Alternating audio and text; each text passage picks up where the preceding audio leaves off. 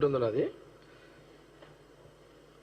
ముఖ్యంగా press meet యొక్క ముఖ్య ఉద్దేశం కాంగ్రెస్ గవర్నమెంట్ వచ్చిన వెంటనే రాష్ట్ర ముఖ్యమంత్రి రేవంత్ రెడ్డి గారు, అట్లాగే బట్టి విక్రమార్క గారు, డిప్యూటీ సీఎం ఉత్తమ్ కుమార్ రెడ్డి గారు ప్రధానంగా ఇరిగేషన్ సంబంధించిన ప్రాజెక్టుల మీద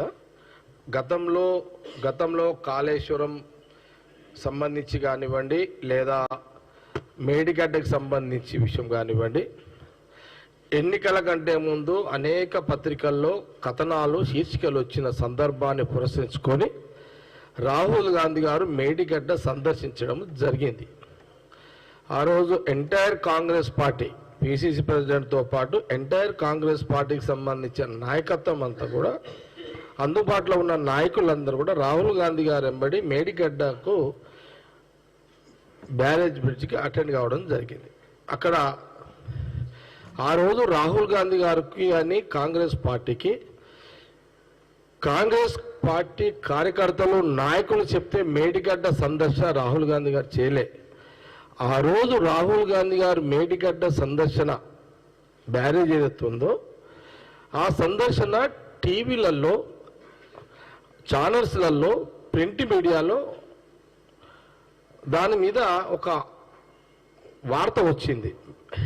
బ్యానర్ ఐటమ్ హెడ్లైన్లో వార్త వచ్చింది, మేడిగడ్డ పిల్లరు డ్యామేజ్ అయింది. ఇది వాస్తవమే కదా? ఈ మాట నేను ఎవరికి చెప్తున్నా మీడియా ద్వారా, కాంగ్రెస్ పార్టీ ఎవరిని అడుగుతున్నదంటే కేసీఆర్ గారిని, అట్లాగే కేటీఆర్ని, అట్లాగే హరీష్ రావుని. ఎందుకంటే ఆయన గతంలో మాజీ ఇరిగేషన్ మినిస్టర్ కాబట్టి. చాలా సింపుల్ మ్యాటర్, క్వశ్చన్ ఇదిగా. రాహుల్ గాంధీ గారు మాత్రం మేము స్వయంగా పోయినటువంటి విషయం రాజకీయం కాదు, మేము పోతేనేమో రాజకీయం. ఆ రోజు టీవీలలో, పత్రికలలో వచ్చిన వార్తని దృష్టిలో పెట్టుకొని రాహుల్ గాంధీ గారు మేడిగడ్డ పిల్లర్ ఏదైతే వంగిందో, ఏదైతే డ్యామేజ్ అయిందో దాన్ని చూడడానికి వెళ్ళారు. ఆ రోజు ఇది ప్రజల సొమ్ము, ఇది దుర్వినియోగం కావద్దు, ఇది వృధా కావద్దు అని రాహుల్ గాంధీ గారు అన్న మాట కాంగ్రెస్ పార్టీ గవర్నమెంట్లోకి వచ్చిన వెంటనే ఆ బ్రిడ్జికి సంబంధించిన పిల్లల మీద ఎంక్వైరీ చేయించి సంబంధిత అధికారులు, కాంట్రాక్టర్లు, ఆ శాఖకు సంబంధించిన ఎవరైతే మాజీలు ఉన్నారో వాళ్ళ మీద చర్యలు ఉంటాయని రాహుల్ గాంధీ గారు ఇచ్చిన ఆ రోజు డైరెక్షన్. ప్రభుత్వం అంటే ప్రజల సొమ్ముని కాపాడేదే ప్రభుత్వం. ప్రభుత్వం అంటే ప్రజల సొమ్ముని దుర్వినియోగం కానీ లేకపోతే వృధా చేయడం కానీ ప్రభుత్వం యొక్క బాధ్యత కాదు. ట్యాక్సీల ద్వారా వచ్చిన డబ్బుని, పన్నుల ద్వారా వచ్చిన డబ్బుని సరైన పద్ధతిలో సక్రమంగా ప్రజలకు, రైతులకు, మహిళలకు, యువకులకు పథకాల ద్వారా అందించడమే ప్రభుత్వం యొక్క లక్షణం. అందులో భాగంగానే రాహుల్ గాంధీ గారు ఇచ్చిన డైరెక్షన్ అది. దాని తర్వాత ప్రజలు కాంగ్రెస్ పార్టీకి అధికారం ఇచ్చారు. ఇచ్చిన వెంటనే ఇమ్మీడియట్లీ అసెంబ్లీ పెట్టి ఆ రోజు ఉత్తమ్ కుమార్ రెడ్డి గారు ఇరిగేషన్ సీనియర్ నాయకుడు, ఇరిగేషన్ సంబంధించిన మినిస్టరు, సీఎం రేవంత్ రెడ్డి గారు, బట్టి విక్రమార్క గారు. ఇది లింక్, ఎందుకంటే బట్టి విక్రమార్క అండ్ ఫైనాన్స్ అతనే చూస్తున్నాడు. ఇప్పుడు ప్రజల డబ్బు అంతా అక్కడ దేఖ్బాల్ ఫైనాన్స్ మినిస్టరే కదా.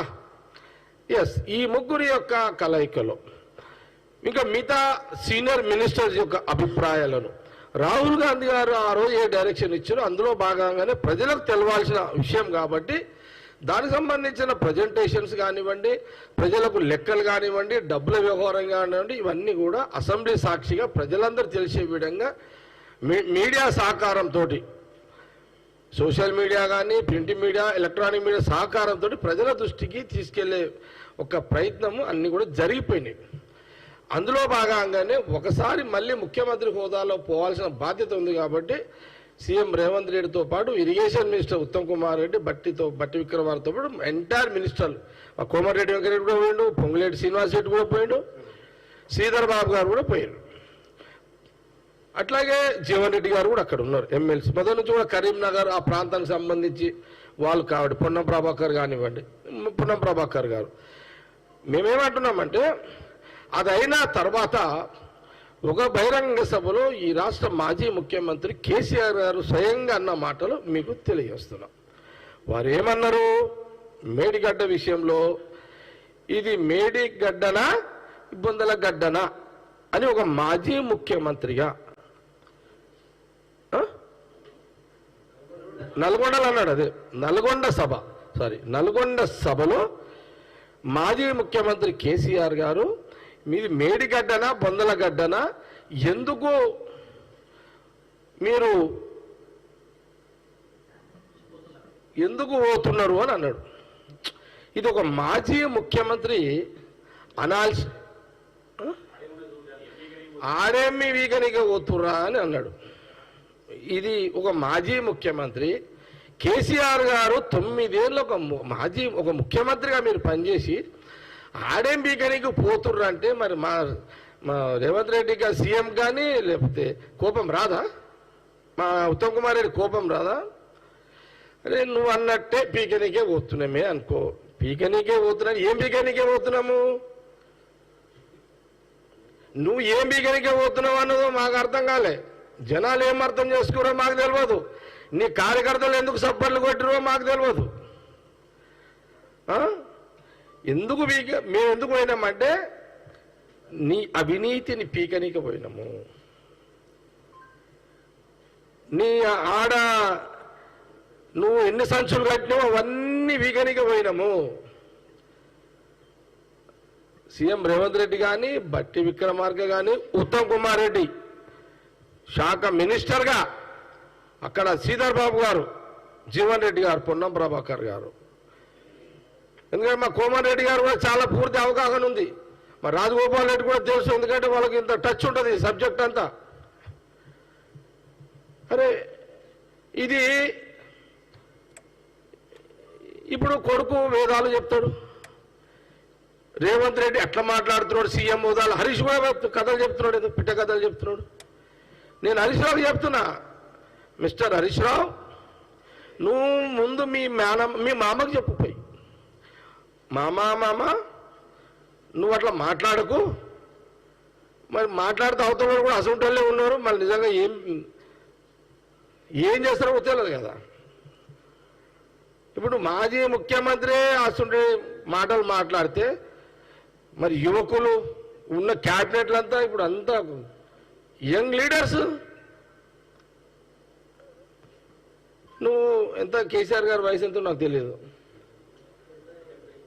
70 ఏళ్ళ పెద్ద మనిషివే నీకు అంత రోషం ఉంటే, కోపం వస్తే, వయసులో ఉన్నా మరి రేవంత్ రెడ్డికి ఎంత రావాలి, లేకపోతే బట్టికి ఎంత రావాలి, ఉత్తమ్ మళ్ళా మా పొన్నం ప్రభాకర్, జీవన్ రెడ్డి గారు 70 ఏళ్ళైనా ఆయన గట్టోడే. అరే ఏం కాబట్టి హరీష్ రావు ఫస్ట్ పోయి మీ మేనమామకు సంజాయించు. కేటీఆర్ కూడా నేనేం చెప్తున్నా అంటే, నువ్వు కూడా రాజకీయాలు ఏదో చాలా భవిష్యత్తులో ఎదగాలని అనుకుంటున్నావు, కొంత మీ నాయనకు సంజాయించు. నాయనా ఇట్లా అనకు, నువ్వు స్లిప్ అయినావు, నువ్వు ఒక స్లిప్ అయితే వాళ్ళు 100 స్లిప్ అవుతారు అని చెప్పు. కేసీఆర్ ఒక్కరితో మా వాళ్ళు 100 తిట్టేస్తారు. కాబట్టి ఇది అసలు చరిత్ర ఇది. కాబట్టి ఇప్పుడు మరి మీ నాయననే అన్నాడు కేటీఆర్, మేడిగడ్డ బొందలగడ్డ అని మీ నాయనే అన్నాడు. మరి ఒకటిన చలో మేడిగడ్డ అన్నావు, కాళేశ్వరం అన్నావు. ఒకటిన చలో మేడిగడ్డ కాళేశ్వరం ప్రాజెక్టులన్నిటినీ సందర్శిస్తామని అన్నావు.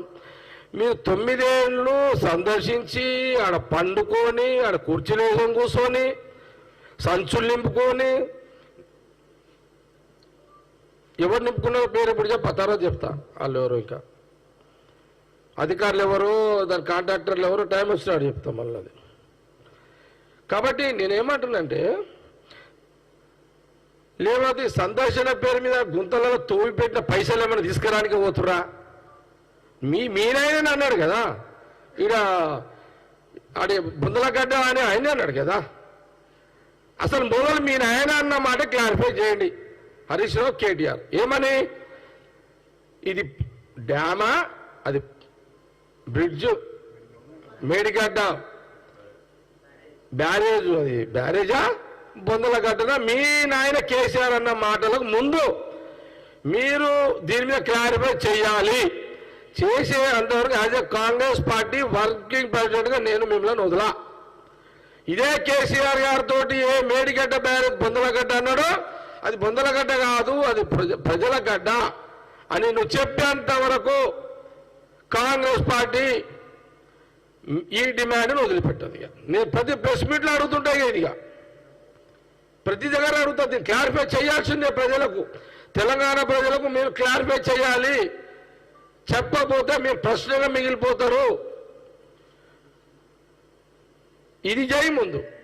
నువ్వు ఆడ ఏదో మామూలు పోయారు కదా, మా ముఖ్యమంత్రి మా మంత్రులు పోయారు కదా, నువ్వేదో ఆడపోయి నువ్వు కొంత సినిమా ఏదో చూపెట్టాలని నువ్వు ట్రై చేస్తున్నావు. కాబట్టి ఇది చెప్పాలి, ఇది ప్రజలు కూడా ఆలోచన చేయాలని నేను మీడియా ద్వారా మరి ఈ ప్రశ్నలను కూడా నేను ఈ సందర్భంగా అడగడము, తెలియజేయడము, ప్రజలు ఆలోచన చేయాలని కూడా నేను ఈ సందర్భంగా మీడియా ద్వారా యావత్ తెలంగాణ ప్రజల దృష్టికి తీసుకెళ్లడం కూడా జరుగుతుంది. అయిపోయింది, ఆ ప్రెస్ మీట్ అయిపోయింది. లేదు ఇంకా కాలే, నాకు తొందర పడకు, టెంప్ట్ కాక అప్పుడే.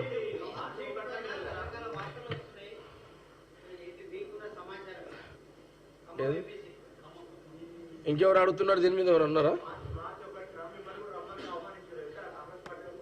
ఏందది మార్చ్?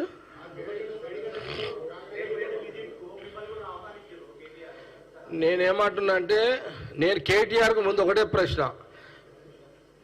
మేము మా ముఖ్యమంత్రి పిలిచినప్పుడు, కాంగ్రెస్ పార్టీ ముఖ్యమంత్రి పిలిచినప్పుడు మేడిగడ్డకు రండి అనే హావా అసెంబ్లీ పిలిచినప్పుడు ప్రతిపక్ష నాయకుడు కేసీఆర్ గారు రాలే, చర్చకు రాలే.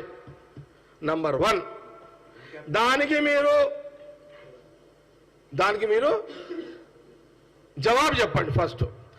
రెండవది, కేటీఆర్ మీ నాయన ముందు ఒక మాట చెప్తున్నా. ఇప్పుడు నువ్వు మమ్మల్ని పిలుస్తున్నావు కదా, మా ప్రభుత్వాన్ని పిలుస్తున్నావు కదా, ఫస్ట్ మీ నాయన అసెంబ్లీకి వచ్చి చర్చల్లో మళ్ళీ కావాలన్న చర్చ మళ్ళీ ముఖ్యమంత్రి నేను చెప్తా, కేసీఆర్ వస్తా అంటుండు, నువ్వు చెప్పు, మీడియా పరంగా చెప్పు, దీని మీద చర్చకు మా ప్రతిపక్ష నాయకుడు వస్తా అంటుండు, మళ్ళీ అసెంబ్లీకి రెడీ అవుతామని చెప్పి. ఒకటి. రెండవది, నువ్వేం అడిగిన ప్రశ్న ప్రథం, ఇప్పుడు ప్రభుత్వం పిలిచినప్పుడు ప్రతిపక్ష నాయకుడు రాలే, ప్రతిపక్ష నాయకుడు పిలిచే అర్హత ఉందా అని కాంగ్రెస్ పార్టీ ప్రశ్నిస్తున్నది. ప్రభుత్వం పిలిచింది నిన్ను, ప్రతిపక్ష నాయకుడు కేసీఆర్ని ప్రభుత్వం పిలిచినప్పుడు నువ్వు ఎందుకు పోలేదు దీని జవాబు చెప్పి అప్పుడు నువ్వు మమ్మల్ని ఆహ్వానించు. మేము మొదలు పత్రిక ఇచ్చినాం కదా, నువ్వు మా పత్రికకు రెస్పాండ్ కాలేదు. ప్రభుత్వం మేము ఇచ్చిన ఆహ్వానానికి నువ్వు రెస్పాండ్ కానప్పుడు నీ ఆహ్వానము అడగాలనా వద్దా అనేది జ్ఞానం నీకు ఉండాలనేదే కాంగ్రెస్ పార్టీ తెలియజేస్తుంది. కేసీఆర్ రాకుండా మేడిగడ్డకు పోయినా, ముఖ్యమంత్రి గారు పిలిచినప్పుడు కేసీఆర్ ప్రతిపక్ష నాయకుడు రాకపోయినా, ఇప్పుడు వాళ్ళు ఎన్నిసార్లు మేడిగడ్డకు పోయినా దానివల్ల ఉపయోగం లేదు. ప్రభుత్వం తన పని తను చేసుకుంటూ పోతుంది. ఏం దానివల్ల ఏందనేది క్లారిటీ ఇస్తాం భవిష్యత్తు. ఓకే.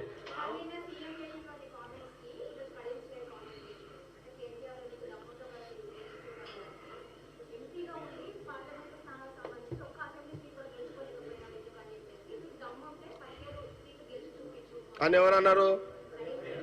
కడియమి శ్రీహరి కౌంటర్కి వాల్యూ లేదు, నో కామెంట్స్.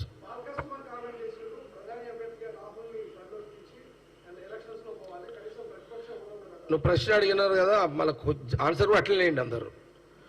సుమన్ చాలా పిల్లగాడు, ఇంకా ఆయన నేర్చుకోండి మీద ఉన్నాడు. ఏదో కేటీఆర్ ఉన్నాడు కాబట్టి నడిచిపోయి సంకలు ఎత్తుకున్నాడు, కానీ నీకు అంత అనుభవం లేదు.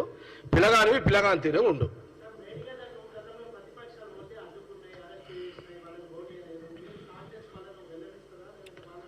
ముఖ్యమంత్రి గారు చెప్తారు దీనికి. ఇంకా నేను గవర్నమెంట్ పరంగా మీరు ముఖ్యమంత్రి గారు లేదా మా ఇరిగేషన్ మినిస్టర్ని అడగాల్సిన ప్రశ్న అది. మళ్ళీ వస్తా రాజు.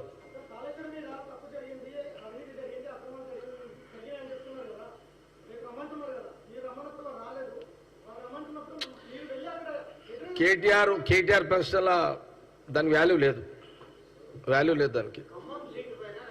రాజు నువ్వేం అడుగుతున్నావు?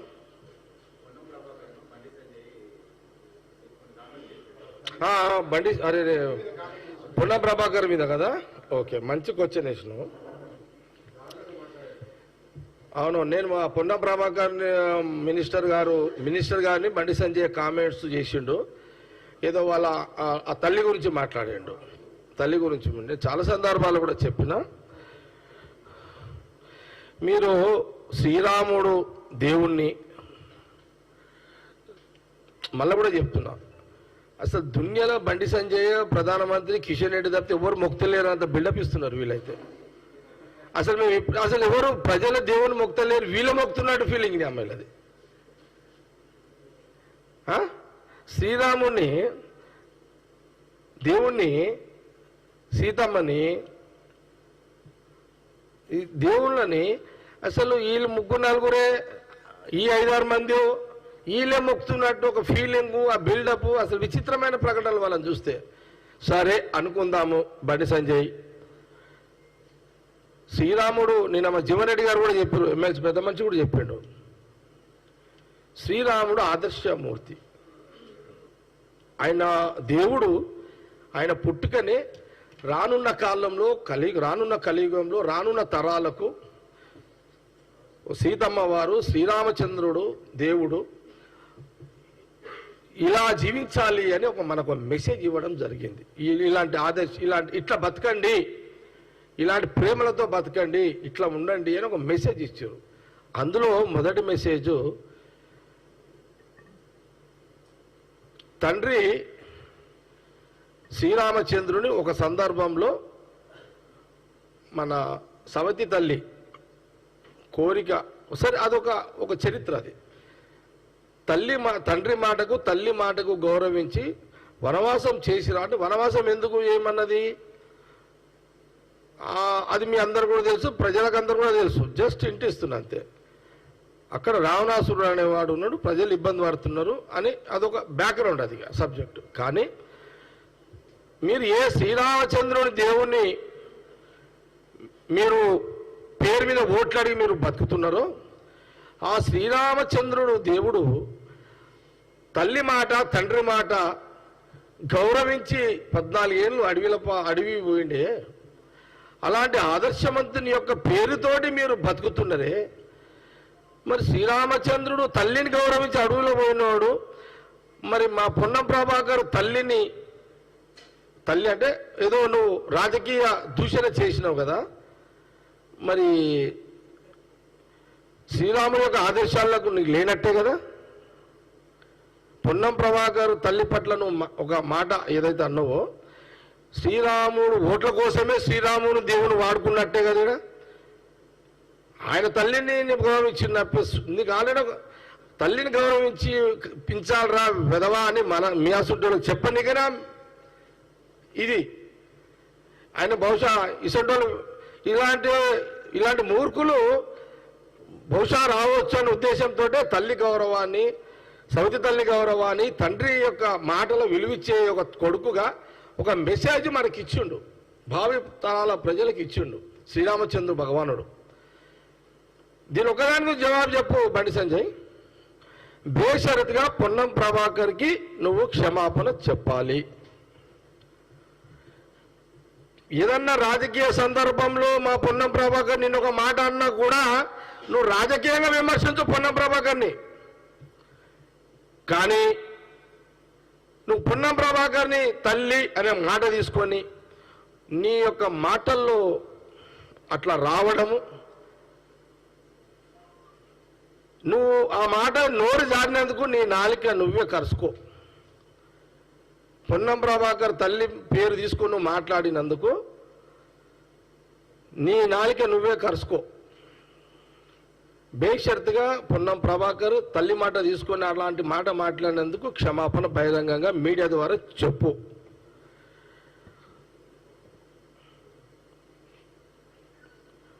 ఇప్పుడు లేదంటవా మా పొన్నం ప్రభాకర్ ఊకోడు, ఎవరికైనా అమ్మని తిరిగితే కోపం వస్తుంది. మీ అమ్మని ఒక మాట అంటే నీకు రాదా బండి సంజయ్? ఇక నువ్వు రాకపోతే ఇక దాన్ని మేమేం చేయలేం. నువ్వు అన్నదైతే ఇప్పుడు సంజయ్ అన్న మాట అయితే వాస్తవమే కదా. నువ్వు అన్న మాటను బేషరతుగా పొన్నం ప్రభాకర్కి మినిస్టర్ గారికి అట్లాగే వాళ్ళ అమ్మ పేరు మీద వాడినందుకు నువ్వు బేషరతుగా క్షమాపణ చెప్పు. రాజకీయంగా నువ్వు పొన్నం ప్రభాకర్ నువ్వెంత తిడతావా, పొన్నం ప్రభాకర్ మినిస్టర్ నిన్నెంత తిడతాడా, మీరిద్దరు ఏమన్నా కొట్టుకున్నాడా కరీంనగర్లో రాజకీయంగా.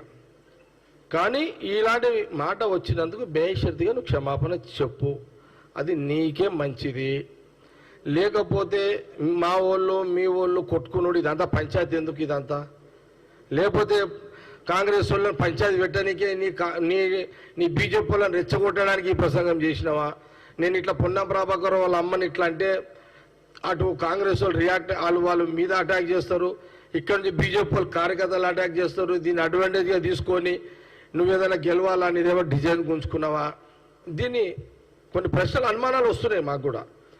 కాబట్టి ఇప్పుడు దీని మీద ఇంకా ఇది ఏం ముడిచిపోలే పంచాయతీగా. బండి సంజయ్ పొన్నం ప్రభాకర్ అమ్మని తిట్టేంత వరకు ఈ పంచాయతీ తిట్టిన దానికి క్షమాపణ చెప్పేంత వరకు ఈ పంచాయతీ వస్తూనే ఉంటుంది బండి సంజయ్కి. అవును, నేను నిన్నే అడుగుతున్నా, మీ అమ్మ తిడితే నువ్వేం చేస్తావు, మీరేం చేస్తారు, నేనేం చేస్తా. బండి సంజయ్ కూడా అమ్మని తిడితే ఏం చేస్తావు, కోపం రాదా? సహజమే కదా, ఈ కోపంలో ఇవన్నీ జరుగుతాయి. తప్పయింది అని నువ్వు క్షమాపణ చెప్పేసుకో. ప్రభాకర్కి పంచాయతీ వచ్చిపోతుంది కదా. సూదితో గుడ్డల దాకా ఎందుకు తెచ్చుకుంటున్నాను, లేదు సూదితో పోయేది గడపర దాకా ఎందుకు తెచ్చుకుంటున్నావు, ఇదంతా ఓకే. సరే, ఇది అయిపోయింది నా ప్రశ్న. నువ్వేమో అడుగుతున్నావు చెప్పమ్మా.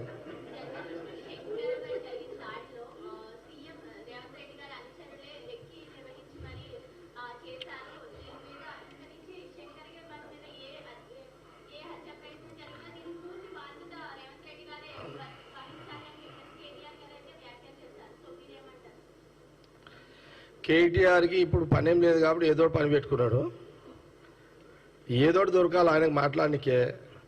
అయినా నువ్వు అడిగిన ప్రశ్నకు మాటతోడు కదమ్మా, నేను దాన్ని సావధానంగా, ఎందుకంటే ఏది నిజమో ఏది అబద్ధమో తెలీదు, ఏది కరెక్టో ఏది రాంగో తెలీదు. ఇంతమంది లేని జర్నలిస్టులకు లేని బాధలు ఎవరికి లేని పంచాయతీ బాధలు ఒక్కరికి ఎందుకు వచ్చింది? నాకు తెలుసుగా ఈ రాష్ట్రంలో ఎంతమంది ఉంటారు జర్నలిస్టులు? 10,000 మంది ఉంటారా? 10,000 మంది జర్నలిస్టులకు కలగని బాధ ఒక్క జర్నలిస్ట్కి ఎందుకు కలిగిందమ్మా? ఒక్కతనే కదా. ఈ మిగతా 9,990 మందికి ఎందుకు కంప్లైంట్స్ లేవు కదా? ఆయన బాధ ఏందో చెప్పుకుంటే మేము సాల్వ్ చేస్తామమ్మా. ఇది ఏదో సీఎం పేరు చెప్తే ఇదేదో అట్లా వద్దు, బాగుండదు. అతనికి చెప్పండి, మీరు ఏదైనా ప్రాబ్లం ఉంటే నన్ను కలవమని చెప్పండి, నేను చెప్తా, నో ప్రాబ్లం అది ఓకే. ఇది పెద్ద దీనికేమి మనం కత్తులు పెట్టి చేయాల్సింది ఏం లేదు తల్లి, అర్థమైంది కదమ్మా. ఆయనకు చెప్పు, నేను సాల్వ్ చేస్తే ప్రాబ్లం ఓకే, నో ప్రాబ్లం. ఆయనకు సంజాయించమ్మా. ఇంకేది అదేనా? నన్ను ఎందుకు మీదేమన్నా నాకే అట్లా కాదు భయ్, నాది పగబట్టి నా మీరేమన్నా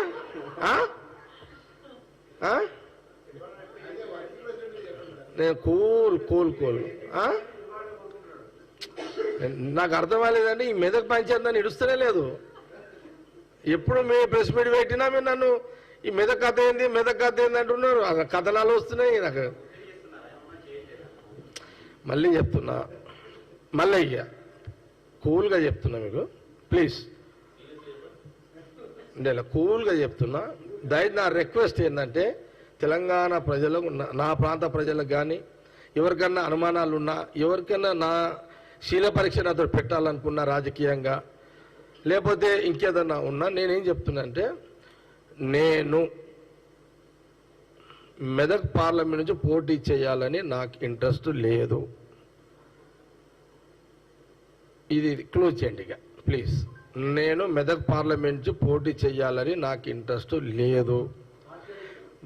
ఒక అవకాశం వచ్చింది, టైం బాగలేక నేను ఓడిపోవడం జరిగింది. ఓడిపోవడానికి మళ్ళీ ఏదన్నా అడిగితే మీకు చెప్తా, కానీ మీరు ఏదైనా డౌట్స్ ఉంటే చెప్తాను. నాది ప్రెస్ మీట్ కాదు ఇది. మీరు ప్రశ్నలు అడుగుతున్నా, నేను జవాబు చెప్తున్నా. కొంత మీరు మిమ్మల్ని కూడా మీ మాటలకు మీ ప్రశ్నలకు నేను గౌరవించాల్సిన అవసరం నాకు ఉన్నది. ఎందుకంటే తెలంగాణ ప్రజలు కొంత సెక్షన్ ఏమేమి ఆలోచన చేసుకుంటారో అవి మీరు ప్రశ్నలు అడుగుతున్నారు. కాబట్టి మెదక్ పార్లమెంటు నేను పోటీ చేయాలని నేను ఆలోచన లేను, నిలబడతాని ఎక్కడ చర్చ లేదు. దానికి ఇక దాంట్లో నన్ను పక్కకు పెట్టేసండి. ఇక దాని విషయంలో అభ్యర్థి విషయంలో అక్కడ పిసిసి ప్రెసిడెంట్ ముఖ్యమంత్రి రేవంత్ రెడ్డి గారు, ఇన్ఛార్జు దీపా మున్షి గారు, మా జిల్లా మినిస్టరు, ఆ పార్లమెంట్ ఇన్ఛార్జు దామోదర్ రాజనరసింహ గారు, వాళ్ళు ముగ్గురు కూర్చొని, అట్లాగే ఏఐసిసి సెక్రటరీ మా పార్లమెంట్ ఇన్ఛార్జు విష్ణు గారు, ఇక వాళ్ళు కూర్చొని నిర్ణయం చేసుకుంటారు. ఆల్రెడీ అక్కడ దీనికి సంబంధించిన ఒక సర్వే కూడా జరుగుతున్నది. అందులో ఎవరు ఫిక్స్ అయితే బాగుంటుంది అనేది పార్టీ ఏఐసిసి చూసుకుంటుంది. ఇండ్ల నుంచి నన్ను ఇక మళ్ళొకసారి మీ ఊహాగానాల్లో మెదక్ పార్లమెంట్లో జగ్గారెడ్డి అనేది మైండ్లకి తీసేసేయండి. ఇక ఈ సబ్జెక్ట్ క్లోజ్. ఇక నో, దాని నో కామెంట్స్. ఇక నో కామెంట్స్. ఇక నేను క్లారిఫై చేసేసిన. రేపేమైతుందో నేను ఇప్పుడు ఎట్లా చెప్తా. నో కామెంట్స్ దాని మీద. ఏదో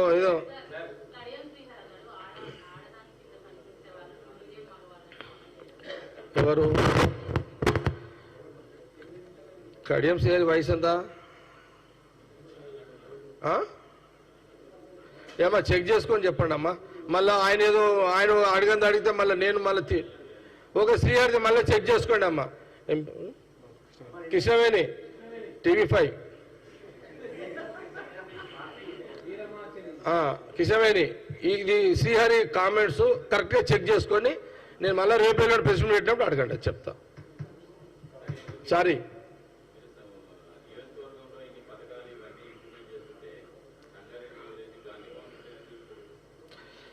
నేను సంగారెడ్డి నియోజకవర్గానికి పోకుండా కారణం ఏంటంటే నేను ఓడిపోయినా. అఫీషియల్గా నేను అక్కడ లేను. మా ప్రజలు నాకు రెస్ట్ ఇచ్చారు. ఒక 5 ఏళ్ళు 5 ఇయర్స్ నాకు రెస్ట్ ఇచ్చారు.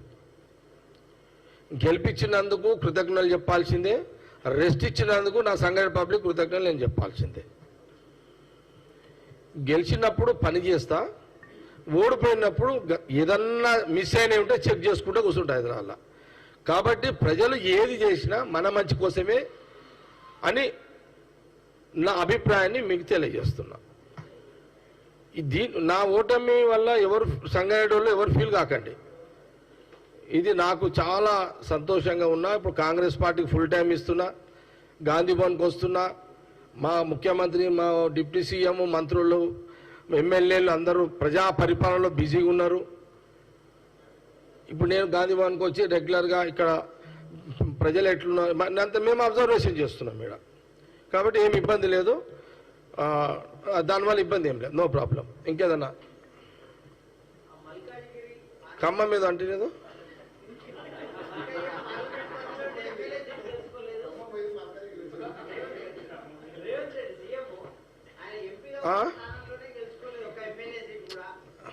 వద్దదు బాగుండదు. గవర్నమెంట్ వచ్చింది, అయిపోయింది సీను, అయిపోయింది.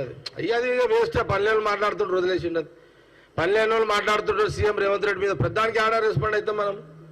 ఇప్పుడు ఆయన ముఖ్యమంత్రి, పిసిసి ప్రెసిడెంట్, ఆయన బిజీ అనుకుంటుంది. ఈ ఎల్ఐఎంఎల్ఐ కూడా మాట్లాడుతుంటే ఆడికే రెస్పాండ్ అవుతాం. ఇవన్నీ లైట్ తీసుకోండి అదంతా. ఇంకేదన్నా ఉందా రాజు? ఇంతమంది మేము అడిగితే ఖమ్మం ఎవరు అడిగారు? ఖమ్మం ఎవరు అడిగారు? నువ్వే అడిగారు. ఖమ్మం పార్లమెంటు విషయంలో మీకు డౌట్స్ ఎందుకు? అందుకని మీరు రకరకాలుగా కథనాలు వస్తున్నాయి. ఇప్పుడు ఖమ్మం విషయంలో అందరికీ తెలిసిన విషయమే. అక్కడ రేణుకా చౌదరి గారు ఉండే. ఒకవేళ ఎవరు లేకపోయి ఉంటే బహుశా ఆమెనే ఎంపీ క్యాండిడేట్, ఆమెనే ఉంటుండేనేమో. ఇప్పుడు మేడం రేణుకా చౌదరి గారు రాజ్యసభ సభ్యురాలు అయిపోయింది, అధిష్టానం డిక్లేర్ అయిపోయింది, రాజ్యసభ అయిపోయింది మేడము రేణుకా చౌదరి గారు. ఇంకా పోటీలో ఉన్నది ఎవరో ఖమ్మంలో డిప్యూటీ సీఎంగా బట్టి విక్రమార్క మిస్సెస్ ఉంది. అట్లాగే పొంగులేటి శ్రీనివాసరెడ్డి రెవెన్యూ మినిస్టర్ వాళ్ళ బ్రదర్ వాళ్ళ తమ్ముడు ఎవరో ఉన్నారు. అట్లాగే తుమ్మల నాగేశ్వరరావు గారు మినిస్టర్ సంబంధించిన కొడుకు కూడా ఏదో అన్నయ్య కూడా ఉన్న పోటీలో దరఖాస్తు పెట్టుకున్నట్టుండు, వాళ్ళు కూడా ఉన్నట్టుండు మినిస్టర్ కొడుకు. అట్లాగే జట్టి కుసుమ్ కుమార్ కూడా ఈ పోటీలో, హనుమంతరావు బీసీ నాయకుడు ఉన్నాడు. అట్లాగే జట్టి కుసుమ్ కుమార్ కూడా పోటీలో ఉన్నాడు, దరఖాస్తు పెట్టుకున్నాడు. బీసీల పక్షాన నాకు ఇవ్వాలని హనుమంతరావు గారు మాట్లాడుతున్నారు. జట్టి కుసుమ్ కుమార్ ఏంటంటే ఆ ప్రాంతంలో రేణుకా చౌదరి గారు ఎంపీ ఉండుంటే ఆమెనే ఎంపీ ఉంటుండే, ఆయన అన్నమాట చెప్తుండే, నేను అన్నమాట కాదు, జనరల్గా ఆయన షేర్ చేస్తే అన్నమాట మీకు చెప్తున్నా, మీరు అడిగారు కాబట్టి. అది కూడా ఇప్పుడు ఆ ప్రాంతంలో మొదటి నుంచి సారథ్యం ఆమెనే లీడర్ కాబట్టి మేడమే కమ్మ క్యాస్ట్కి సంబంధించిన కాబట్టి ఆమెనే అప్పుడు ఉంటుండే. ఆ ప్రాంతంలో ఆ ప్రాంతం అంతా కూడా కమ్మకు సంబంధించిన సామాజిక వర్గము చాలా పెద్ద మొత్తంలో ఉంటారు కాబట్టి అదొక చర్చ రెగ్యులర్గా జరుగుతుంటుంది. ఇప్పుడు కమ్మ సమాజానికి సంబంధించిన మేడం రాజ్యసభ అయినాక ఒక జట్టి కుసుమ్ కుమార్ ఒక్కడే ఇప్పుడు కమ్మ సామాజిక వర్గం నుంచి ఉన్నాడు. నాకు ఇప్పుడు టికెట్ విషయంలో నేను చెప్పేది కాదు, ఇది నా పరిధిలో లేని అంశం. ఇది జస్ట్ మీరు మళ్ళీ సోషల్ మీడియాలో, మీరు print media, electronic media confuse కాకుండా. అయితే జట్టి కుసుమ్ కుమార్ ఆయన కమ్మ సామాజిక వర్గము, ఆడ మెజార్టీ మేడం లేదు కాబట్టి నాకు ఇవ్వండి అని, కమ్మ సామాజిక వర్గం నుంచి నాకు టికెట్ ఇవ్వండి అని ఆయన ఇక్కడ పిసిసి రేవంత్ రెడ్డికి చెప్పుకున్నట్టు నాకు సమాచారం. బట్టి విక్రమార్క గారికి, పొంగులేటి శ్రీనివాస్ రెడ్డి గారికి, తుమ్మల నాగేశ్వరరావు గారితో, సిడబ్ల్యూసి మెంబర్ ఉత్తమ్ కుమార్ రెడ్డిని కలిసి ఆయన కూడా మాట్లాడినట్టు ఇదంతా ఆయన ప్రయత్నం ఆయన చేస్తున్నాడు. ఆయన కూడా సీరియస్ ఆస్పిరెంట్ అదే కమ్మ సామాజికం నుంచి ఖమ్మం సీటు కావాలని జట్టి కుసుమ్ కుమార్ కూడా ఒక సీరియస్ ఆస్పిరెంట్ ఆయన కూడా. ఇప్పుడు ఢిల్లీ ఏఐసిసి వాళ్ళు, ఇప్పుడు సీఎం రేవంత్ రెడ్డి ఆ ముగ్గురు, తుమ్మల నాగేశ్వరరావు గారు, లేకపోతే పొంగులేటి గారు, లేదా భట్టి గారు, వాళ్ళు కూర్చొని, రేణుకా చౌదరి గారు కూర్చొని మరి కమ్మ సామాజికం ఉన్నటువంటి పూర్తిగా ఇతనే ఉన్నాడని మరి జట్టి కుసుమ్ గారికి ఇస్తారా, ఎందుకంటే ఆ సామాజిక వర్గం అడుగుతుంది అనేది ఇదంతా చర్చ జరుగుతుంది బయట. మరి ఆయనకే ఇస్తారా, అది ఏఐసిసి డిసైడ్ చేస్తుంది, మన చేతిలో లేదు. వీళ్ళ అభిప్రాయం వాళ్ళు చెప్తారు. అది ఇక మిగతా ఆల్రెడీ ఎవరి ప్రయత్నం వాళ్ళు చేస్తూనే ఉన్నారు కదా. ఇక్కడ హనుమంతరావు గారు చేస్తున్నారు. కానీ కమ్మ సామాజిక వర్గం అనేది ఈరోజు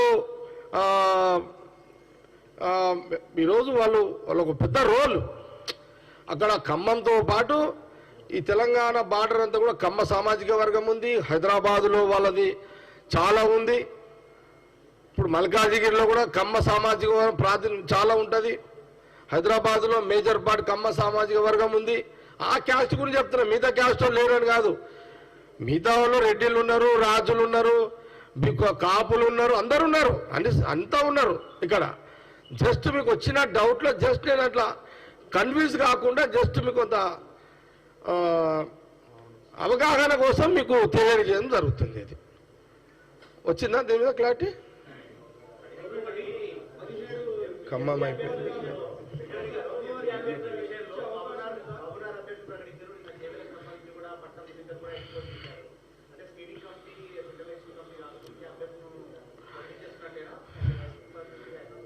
ప్రతాప్, నువ్వు అడిగిన క్వశ్చన్కి నేను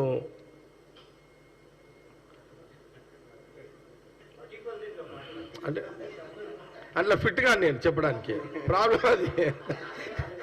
నువ్వు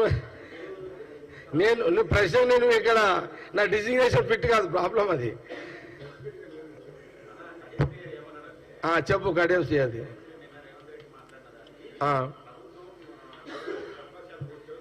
సరే, మీరు ఇంత అడుగుతున్నారు కదా, మీ ఎలక్ట్రానిక్ మీడియా నా మెసేజ్ ప్రజలకు పోతుందా లేదా? ఇదంతా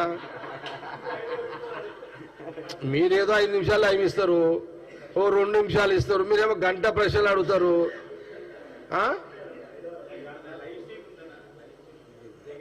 ఓకే ఉంటే నేను ఏమంటున్నా మీ వాల్యుబుల్ ప్రశ్నలు అన్నీ జగ్గారెడ్డి ఒక వర్కింగ్ ప్రెసిడెంట్గా మీకు ఒక గాంధీ భవన్ ద్వారా తెలంగాణ ప్రజలకు ఒక ఇన్ఫర్మేషన్ పోతుంది.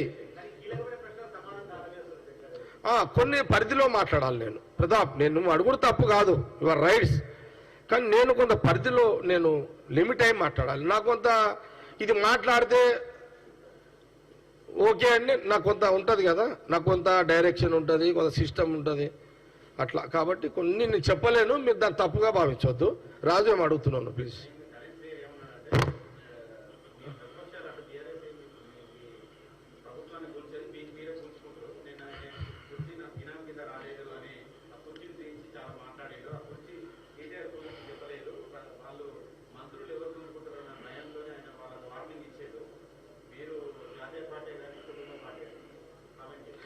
కాంగ్రెస్ పార్టీలు రాజు మళ్ళీ ఏదైనా మిస్ అయితే నువ్వు ప్రశ్న అడుగు, నో ప్రాబ్లం. కాంగ్రెస్ పార్టీ కుర్చీల కోసం అడుగుడు, ఇది కాంగ్రెస్ పార్టీలో ఒక అడుగుడు తప్పు కాదు. వినండి, ఒక ఎగ్జాంపుల్ చెప్తాం మీకు, వినండి.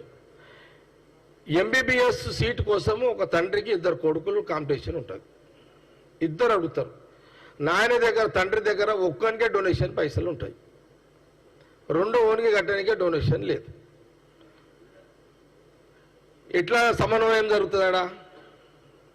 జరగదు.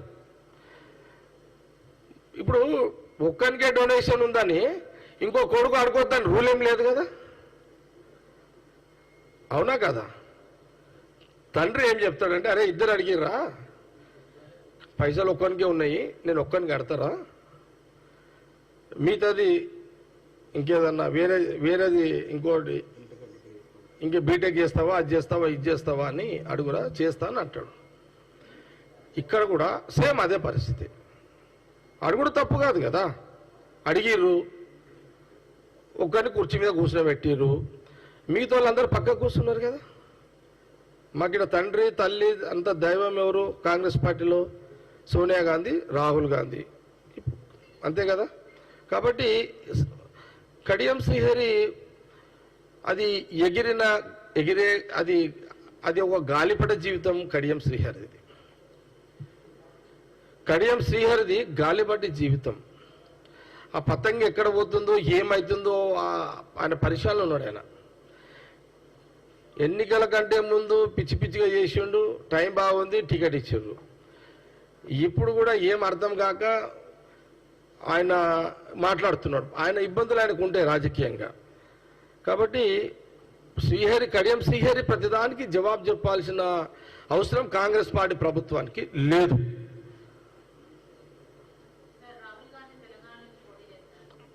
అమ్మా అది నా పరిధి కాదు, ప్లీజ్. రాజు ఇది క్లారిటీ ఉందా, ఇంకేమన్నా డౌట్? సరిపోయిందా? ఏది ఏం మాట్లాడుతావు నువ్వు కడియం శ్రీహరి? ఏమైనా అర్థం ఉందా? నువ్వు ఏం మాట్లాడుతున్నావు? నువ్వు ట్రైనింగ్ లేదు, నీకు ట్రైనింగ్ ఇస్తారా? నీ పొలిటికల్ ట్రైనింగ్ ఏనట్టుంది? నేను ఇస్తారా నీకు? ప్రాంతీయ పార్టీ అచ్చా, నువ్వు కేసీఆర్ అంతకుముందు చంద్రబాబు నాయుడు దగ్గర పనిచేసినావు కదా నువ్వు. మరి చంద్రబాబు నాయుడు చెప్పింది విన్నావా, చంద్రబాబు నాయుడు కొడుకు చెప్పింది విన్నావా? ఇక్కడ కేసీఆర్ చెప్పింది విన్నావు కదా. మాకు కూడా ఈ పార్టీకి బాస్ సోనియా గాంధీ, రాహుల్ గాంధీ, వాళ్ళ కుటుంబం, ఇప్పుడు ఖార్గే గారు, అంతే కదా. ఇంత కూడా నీకు పొలిటికల్ నాలెడ్జ్ చెప్పితే మనం ఏం జవాబు చెప్తాం? ప్రతిసారి ఏదో కడియం శ్రీహరి మాట్లాడుతున్నాడు, ఆయన ఇబ్బందులు ఆయనకు ఉంటాయి. మాట్లాడాలి. కాబట్టి ఆయన ఎన్ని మాట్లాడినా ప్రతిదానికి జవాబు ఇచ్చే యొక్క మెటీరియల్తో మాట్లాడుతున్నాడు ఆయన, వితౌట్ మెటీరియల్. దానికి స్టాండర్డ్ లేదు. ఎవరు? కడియం శ్రీహరిది. దానికి విలువ లేదు. Self 71 years. కాంగ్రెస్ లో 99 దాకా ఎంగుంటారు ఇడ. 99 ఇయర్స్ ఎంగుంటారు ఇడ. కాంగ్రెస్ పార్టీలో అదే గొప్పతనం. ప్రాంతీయ పార్టీలు 70 ఏళ్లకు 71కి అది అవుట్. అది రియల్, నాట్ జోక్. ఇది రియల్గా చెప్తున్నా. 19 ఇయర్స్ లాస్ట్కి ఇంకా 100 years కాల ఇంకో గంట అయితే పోతున్నాక కూడా ఈడ మా దగ్గర ఈడ ఉంటుంది. లేలే ఈడ ఆ గుర్తింపు కాంగ్రెస్లో ఉంటుంది. ఇప్పుడు రోషే గారు ఎంత చెప్పు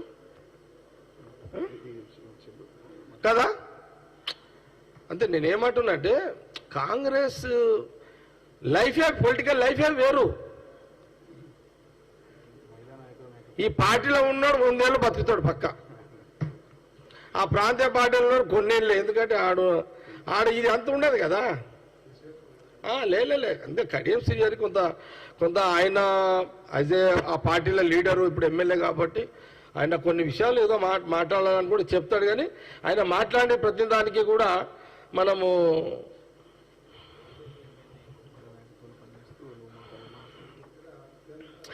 ఈయన కూడా తప్పు మాట్లాడాడు మన రాజు. కడియం శ్రీహరి తప్పు కదా ఏమన్నాడు ఈయన? ఇది కరెక్టేనా? ఇది మహిళా నాయకుల నాయకత్వంలో ఇది అరే మళ్ళీ మాట్లాడదాం. ఇది వెరీ సీరియస్ మ్యాటరు. ఇది సపరేట్ ప్రెస్ మీట్ పెడతాం మీకు దీని మీద, మీకు క్లారిఫై చేసుకొని. ఎందుకంటే మీరు గాంధీభవన్ మీడియా మీకు కొంత పూర్తి అవగాహనతో రేపు పెట్టండి అమ్మా. ఏమ్మా? ఓకే సరే, thank you. Press meet is close.